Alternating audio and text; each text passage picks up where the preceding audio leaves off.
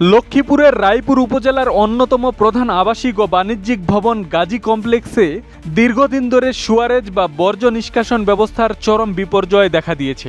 বহুতল এই ভবনের পেছনের সেপটিক ট্যাঙ্ক উপচে মানববর্জ্য ও দূষিত পানি সড়কে ছড়িয়ে পড়ায় তীব্র দুর্গন্ধে অতিষ্ঠ হয়ে পড়েছেন স্থানীয় বাসিন্দা ও ব্যবসায়ীরা।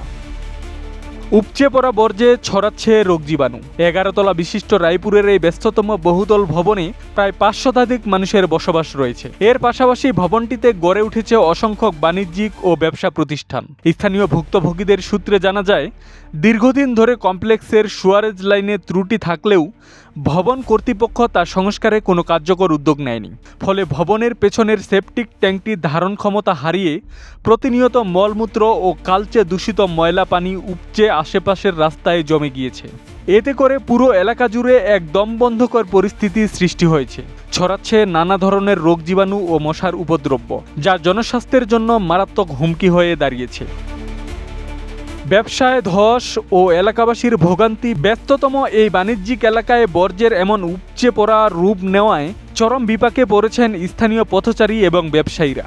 তীব্র দুর্গন্ধের কারণে ক্রেতারা ওই এলাকার দোকানপাটে আসতে অনীহা প্রকাশ করেছেন, যার ফলে স্থানীয় ব্যবসা বাণিজ্যে মন্দভাব দেখা দিয়েছে। বহুতল ভবনের বাসিন্দাদেরও প্রতিদিন এই নোংরা পরিবেশের মধ্য দিয়েই যাতায়াত করতে হচ্ছে। বৃষ্টির সময় অনেক সমস্যা হয়, যেমন আমরা হাঁটতে যাইলে পা পুরো ভিজে যায়, এগুলো নোংরা পানি পায়ে লাগলে অনেক সমস্যা হয়, পাতে অনেক বৃষ্টি উঠে বা অনেক প্রবলেম দেখা দেয়। এই গাজী মার্কেটের যে মালিক, উনি বাথরুমের এই যে আপনার যেই ময়লাগুলো আছে ওগুলা কোনো দিকে যাওয়ার মতো কোনো জায়গা করে নাই, এবং যে জায়গার মধ্যে ময়লাগুলো থাকবে সেটার কোনো ব্যবস্থা না করে এমন একটা পরিস্থিতি সৃষ্টি করে রেখেছে, যেটা নাকি সেই গাজী মার্কেটের পশ্চিম পাশে আমাদের সমিতির অফিস। সমিতিতে আমরা এখানে আসতে যাওয়া করতে পারি না। দিনের পর দিন এমন অস্বাস্থ্যকর পরিবেশের মধ্যে বসবাস ও ব্যবসা পরিচালনা করা অসম্ভব হয়ে পড়েছে বলে জানিয়েছেন ভুক্তভোগীরা। এখন আমরা অনেক কষ্টে ব্যবসা বাণিজ্য করি, মানুষ আসতে চায় না, আসে চলে যায়, ফিরে চলে যায়। এখন এটার জন্য আমরা একটা সমাধান চাই প্রশাসনের কাছে।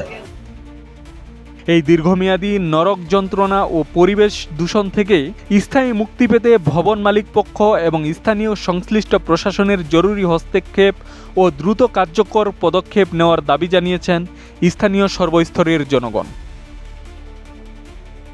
আব্দুস সালাম, প্রজন্ম 24।